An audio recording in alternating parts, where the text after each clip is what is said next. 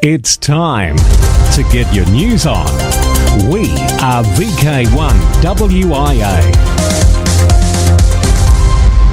And I'm Graham, editor VK4BB. We will be having news out of RSGB, NZART, the ARRL, Alara right here in Australia. In fact, this weekend, a special call sign operating out of VK7 with special interest group news this week. Bruce VK3FFF and also Cole VK3 GTV again. And in Rewind, John Knox VK4FJRK with Rewind and a look at the shuttle program. And finally, in the social scene, once again, a reminder of a very important and something a little different ham radio gathering. It happens this coming week, and it happens from the Hunter region, but is available worldwide.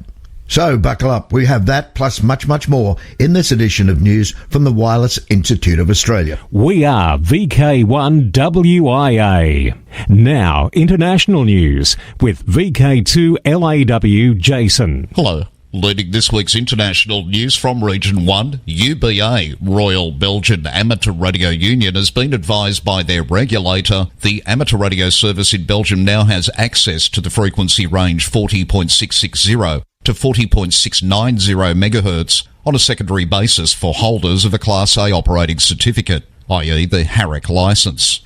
Quite a few conditions are in place, including a power limit of 5 watt CRP, a bandwidth limit of 3 kilohertz, and it'll not only be mandatory to keep a logbook in which all transmissions are noted, but at the end of each year, a holder must submit his logbook to BIPT, their regulator. This is an important development as Belgium now joins Ireland, Echo India, Slovenia, Sierra 5, and South Africa, Zulu Sierra, with official amateur radio allocations on the 40 megahertz band. UK radio fans launch petition to save BBC's long-wave service. Radio fans in the UK are raising their voices and a petition to convince the BBC to keep a long-standing favourite radio service. We hear about their efforts from Amateur Radio Newsline and Jeremy Boot, Golf 4 November Juliet Hotel. A petition drive has been launched to press the BBC to reverse its plans to take its long-wave service on 198 kHz off the air by the 31st of March 2024. The BBC made the announcement in May 2022 that it was closing its long-wave transmitter, describing it as a dying technology. According to the petitioners on the change.org website, the single long-wave transmitter at Droitwich is efficient, covering most of the UK and Northern Europe. It is viewed as one of the more historic features of the BBC, and its planned shutdown would come a mere 6 months before it marked its 90 years on the air. The Change.org petitioners call it, quote, a historic radio lifeline, close quotes. BBC Radio 4 has already begun a public information campaign to convince listeners to make the change from longwave to the broadcaster's other platforms. Those platforms are expected to carry many of the programmes now on Radio 4 longwave, including Test Match Special, Yesterday in Parliament, Shipping Forecast, and the Daily Church Service. The BBC has been following listeners' trend towards favouring digital radio and has acknowledged on its website that a wide range of alternative listening services have become available. This is Jeremy Boot, G4NJH. To Region 2, on-air special event celebrates 56 years of Handy Ham program. Tomorrow, Monday, September 11, as part of the 2023 Handy Ham Radio Camp, they'll be conducting a special event QSO party to honour the 56th anniversary of the Courage Kenny Handy Ham program. The goal is to work as many stations as possible throughout the United States and beyond on both SSB and CW on 10, 15, 20 and 40 metres from 1600 to 2100 UTC. Using both Whiskey Zero Zulu Sierra Whiskey and Whiskey Zero Echo Quebec Oscar, two call signs with a rich history in the Handy Ham program. The Courage Kenny Handy Ham program helps people with disabilities earn their amateur radio licence and get on the air. The goal is to assist in all aspects of life while promoting STEM-related activities. Since 1967, the Handy Ham mission has been to empower people with disabilities to reach their full potential in every aspect of life. Radio Shack's new owner plots old comeback strategy. Radio Shack has been acquired by El Salvador-based Unicoma Group with a plan to overhaul its website and add new programs driven by its heritage in technological innovation for franchised operators. Radio Shack will seek to establish an Amazon.com storefront and revive franchise development. Founded in 1921 to provide equipment for amateur ham radio operators, Radio Shack now has 400 stores worldwide, down from a peak of over 7,000 in 2003. And to news from Region 3, Malaysia Airlines flight MH370 disappeared in 2014 carrying 239 passengers, with its final resting place remaining a mystery. However, amateur radio technology may have found it, according to a new news story attributed to mirror.co.uk dated September 1, 2023. It's believed flight MH370 could be found about 1,560 kilometres west of Perth, thanks to the Amateur Radio Technology Weak Signal Propagation Reporter, or WSPR. WSPR was used by researchers to track the Boeing 777's flight path for 6 hours after contact was lost. In a new 229-page report, the team say the results represent credible new evidence. It aligns with analysis by Boeing and drift analysis by the University of Western Australia of debris recovered around the Indian Ocean. The final resting place is slightly north of previous estimates. The researchers said together with the data, a comprehensive picture of the final hours can be collated. Flight MH370 was diverted into the Indian Ocean, where it crashed of fuel exhaustion at some point after the last signal after midnight. At the time of writing, MH370 has still not been found, despite extensive surface and underwater searches.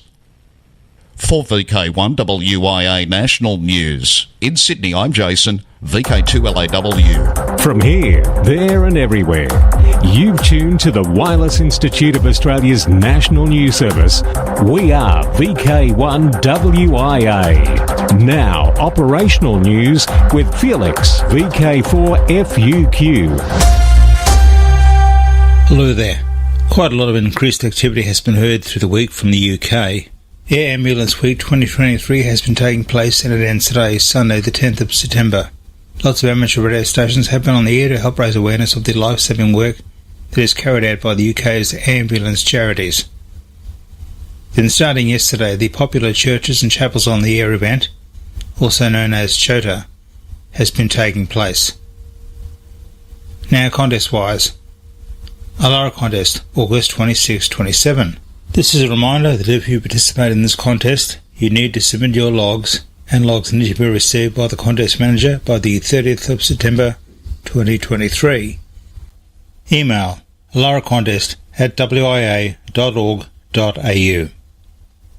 I'll have more Alara news in a sec when Catherine BK7GH joins me. The 64th Scandinavian Activity Contest will be held on 16-17 September for CW and the SSB League 14 and 15 October. Scandinavian stations, that is, Åland Islands, Denmark, Faroe Islands, Finland, Greenland, Iceland, Jan Mayen, Market Reef, Norway, Svalbard, and Bear Island and Sweden, will try to work as many non-Scandinavian stations as possible, and vice versa. A great contest to maybe pick up some rather rare stations. October, Oceania DX Contest. Phone. The first will begin in October each year, starting 0600 hours UTC Saturday to 0600 hours UTC Sunday. CW. Second full weekend in October from 0600 hours UTC Saturday to 0600 hours UTC Sunday. Log deadline for all phone and CW logs, 31 October. November. VHF UHF Spring Field Day, 25-26 November. 0100 hours UTC Saturday to 0059 hours UTC Sunday. DX window. And our first call to look for in work is Alara's VI7 ALARA. It's Catherine, VK7GH, with information about a special call sign celebrating the Alara meet to be held in Hobart on the first weekend of November. Ladies interested in amateur radio from around Australia and New Zealand will be meeting up for radio-related activities as well as meeting each other face to face and some exploring of the interesting places to visit around Hobart. To celebrate, we have taken out the special call sign VI7 Alara, with any YL operator in Australia invited to activate the call sign over the next 3 months. I am activating it this weekend, so listen out for me around the frequency 7133 on 40 metres and 14188 on 20 metres. I will also try other bands if I hear an opening, and will also be hoping to make plenty of DX contacts. Any YLs who would like to activate the call sign on HF, VHF or Echolink, please contact me, vk7gh@wia.org.au for details.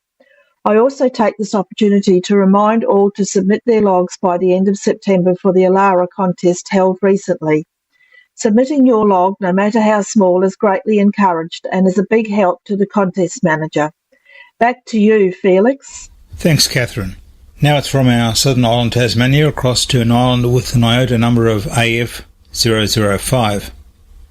Harold, D44TWO, from Sao Tiago, iota number AF005, Cape Verde, until the 17th of September using CW, SSB and FT8 on the HF bands and 6 metres. He will also operate via the QO100 satellite. Brazil. Members of the Liga de Amadores Brasileiros de Radio Emissão are QRV with special event call ZV201 ID until today, September 9, to mark the 201st anniversary of the independence of Brazil. QSL Virala TW. For VK1WIA National News, I'm Felix, VK4FUQ in Ingham. Hi, Graham, VK4BB stepping in again, and this time with net advice. It's to New Zealand and Grandparents, Grandkids Amateur Radio Net. Sunday, October the 1st, is New Zealand Grandparents' Day, and at 3 p.m. their local time, it's time for the Grandparents and Grandkids Amateur Radio Net. Peter Henderson, ZL1PX, writing in New Zealand Infoline, says every radio club in the country needs more members. Here's a chance to do something about it by creating a happy, successful memory of ham radio in your grandchild's life by inviting them to your shack and tuning into Grandparents Grandkids Net. They'll never forget the day Granddad, Grandma talked on the radio with them, and eventually that may lead some of them to join NZART and a local club. So, how is it run? Invite your grandkids over for a midday meal. After it's cleaned away, get them in the shack and introduce them to Grandparents Grandkids Amateur Radio Net. A net leader will call in for check-ins at 3 p.m. When all families are checked in, every participant will get a chance to describe their grandparent or grandchild on a friendly ham radio connection with such topics as, what does my granddad, grandma like to do? What does my granddaughter, grandson like to do? 2-metre repeaters will be used for each New Zealand region. A great idea from the land of the long white cloud. Who listens to radio? Hi, I'm Graham, VK3GRK in sunny Bendigo. I'm David, VK4 Delta November. I'm Giles, VK5 Golf Kilo. Brad Peters, VK6 BAP. Hello, this is Luke, VK3 Hotel Juliet. Steve, VK4 SJH.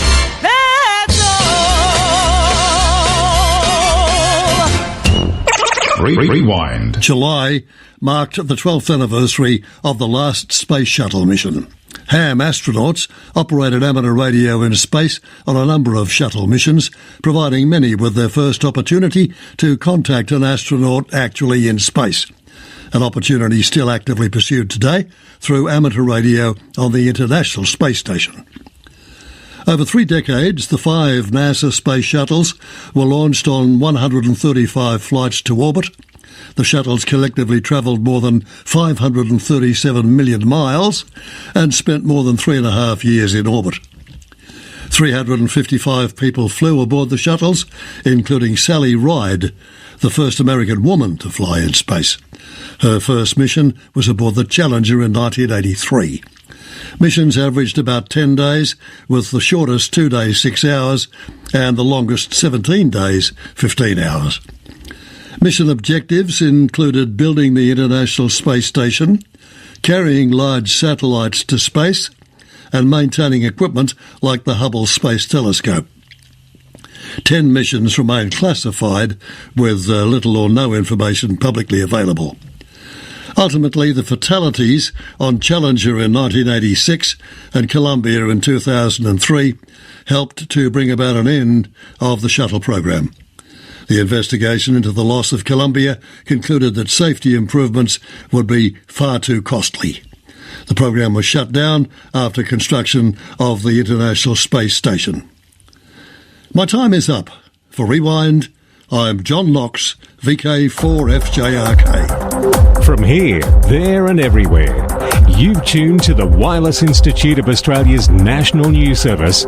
We are VK1WIA. Now, special interest group news with Bruce, VK3FFF.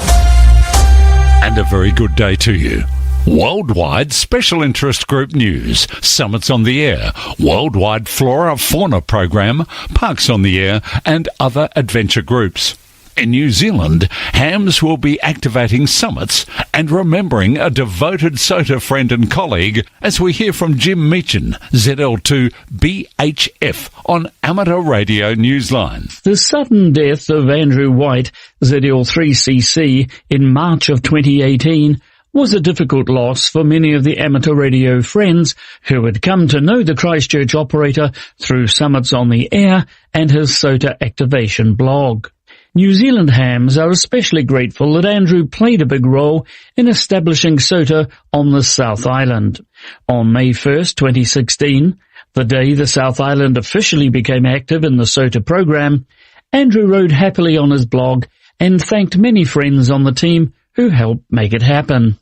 Many of his radio friends set aside the closest Saturday to what would have been Andrew's birthday to hold Andrew White ZL3CC Memorial Day. This year, it's on the 9th of September. It's a day of activation, summit-to-summit contacts where possible, and then fellowship at a nearby cafe, often near the Banks Peninsula summits. Operators will be able to honour Andrew and work towards the ZL3 award at the same time. It would no doubt please him to know that the South Island summits are still alive with RF. This is Jim Meechan, ZL2BHF. Worldwide Special Interest Groups, CW. Learning to send and copy Morse code involves many skills. Vince Alvino, writing in turbofuture.com, has an article on such skills. In this article, he covers 6 of the most important ones, and knowing these will make anyone a better CW operator. They are listening, timing, instant character recognition, codes and abbreviations, attention, and mirroring. Mirroring, you say. When starting a new conversation, QSO, it is best to mirror the speed of the other person. This is a distinct sign of a good operator, and not just in CW. The first thing is to identify their speed and adjust to them. Then you want to match their QSO by sending your information in the same format they sent to you. If they send their location, name and weather report, then return the same 3 things in that order. After that, add something new or turn it back over to them. It is difficult to know the skill level of someone you've just started a new QSO with, and this makes it easier for them to copy what is being sent. This is called mirroring because your sending format matches or mirrors theirs.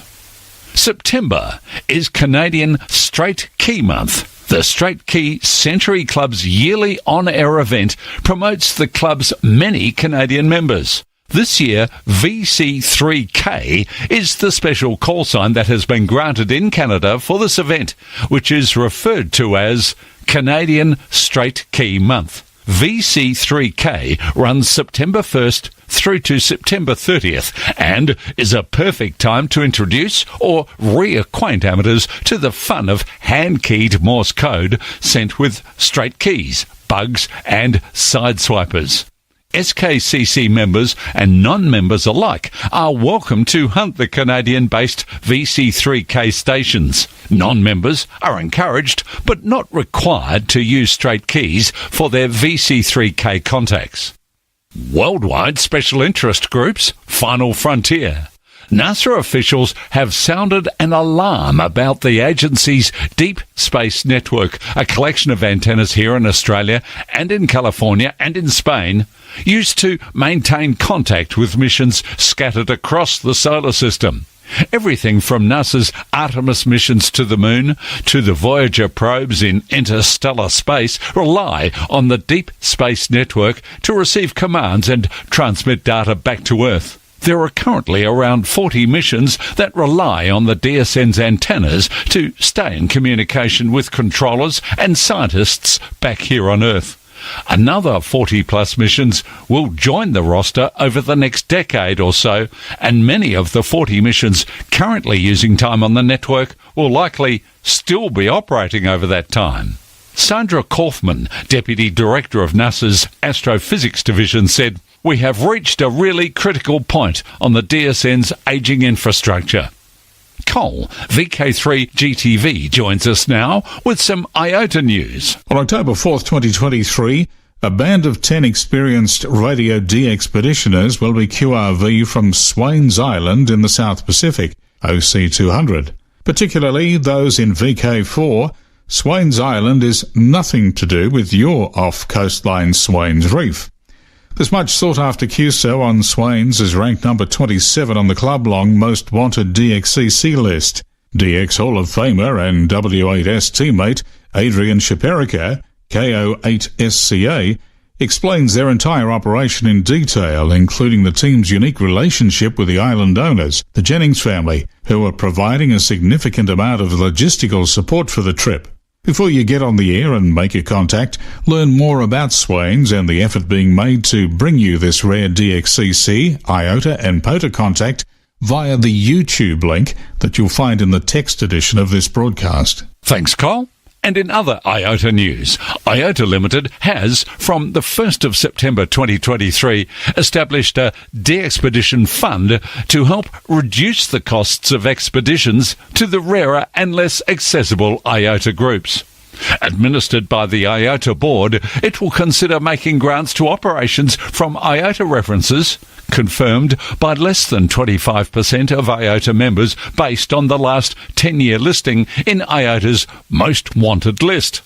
The grant request should be submitted more than 30 days prior to the operation's start, and the evaluation and grant process is based on various criteria, including the rarity of the IOTA reference, planned number of stations on the air, of days operating, of contacts made, of bands and modes used, QSL and QSO matching practice, and estimated cost of the expedition project. Worldwide special interest groups, Maritime, including ILLW News. ILLW, 17th of August 2024 to 18th of August 2024. Australian Lights, planned and advised to WIA, AU0102, Point Charles, Northern Territory, Darwin Amateur Radio Club. So, we are sure more than one club already has plans for 2024. Let us know here at the news desk so we can start reminding all of what is going to happen August 17th to 18th next year. Worldwide special interest groups, Rescue Radio, Hurricane Idalia. FCC approves ARRL petition to aid emergency communications. ARRL, the USA National Association for Amateur Radio, has received approval from the Federal Communications Commission for an emergency waiver to facilitate amateur radio emergency communications for hurricane relief. The request, filed by the ARRL Washington, D.C. Council, sought a waiver of HF symbol rate restrictions. The waiver, which was granted August 30th, is for a 60-day relief period from the rules, based upon the immediate need related to the threat of Hurricane Idalia. It would cover use directly related to any additional hurricanes that may develop within the 60-day period. Only messages related to these hurricanes would be permitted to be sent via the higher speed modes, and only publicly documented modes would be allowed. ARRL Director of Emergency Management Josh Johnston, KE5MHV, said the rate increase will help responsibilities and said the increased symbol rate provides for faster, more efficient message transmissions for digital communications. He said these modes, such as WinLink, are used to send forms for served agencies and other data that can be vital during a disaster. Meanwhile, Section Manager of the ARRL Northern New Jersey Section, Robert Booz, W2OD, and Section Manager of the ARRL Southern New Jersey Section, Tom Prizer, N2XW, have signed a Memorandum of Understanding with representatives from the American Red Cross New Jersey region. The MOU focuses on disaster planning and response for communities within New Jersey during and after a disaster event. As a part of the MOU, amateur radio emergency service teams in New Jersey will aid with communications in support of disaster relief through training, testing and exercises, and by providing emergency communications to support local shelter operations. This is especially important when normal communications are disrupted or overloaded. I'm Bruce, VK3FFF from sunny Bendigo. This is VK1WIA. All points of contacts from today's news stories are to be found in print when you read the web editions, www.wia.org.au. 2023 social scene, and don't forget, clubs are welcome to submit text with audio for this section. And details of all WIA affiliated clubs and societies can be found on the WIA website, including email addresses and website links, wia.org.au,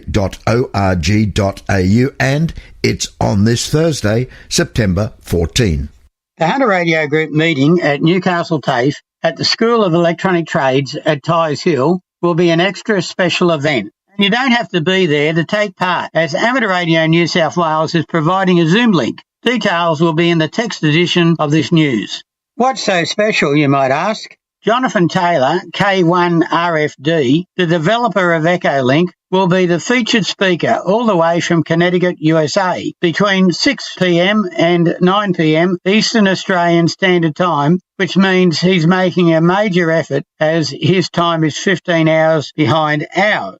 With around 500,000 registered amateur radio users worldwide, Echolink has proven its flexibility and popularity with compatible software versions now available for just about any operating system, even including mobile phones. Jonathan is a very clever guy, so this event promises to be something out of the box and unlike anything else you would expect from a radio club meeting.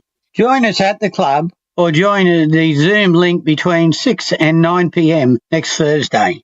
For the Hunter Radio Group and WIA National News, I'm Graham, VK2FA. From the Hunter, a little further north, not too far, up to Lismore, in VK2 at Sarkfest.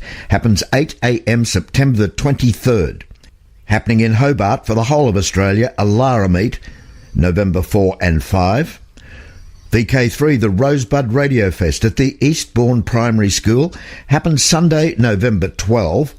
And in VK5, Amateur Radio Experimenters Group, the Radio and Electronics Sale, November 26.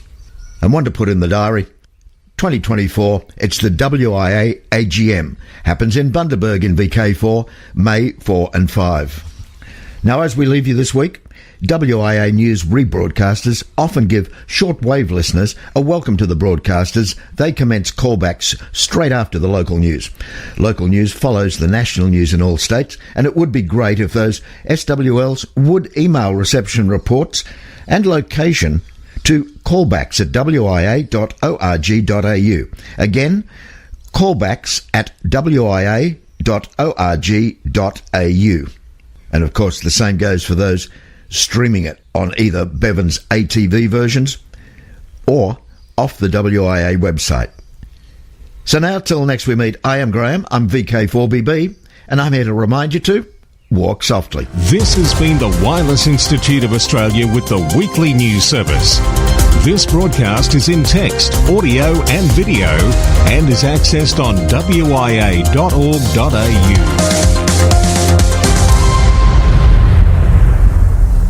Courtesy of Bevan, VK5BD's ATV and YouTube channel, this has been WIA National News.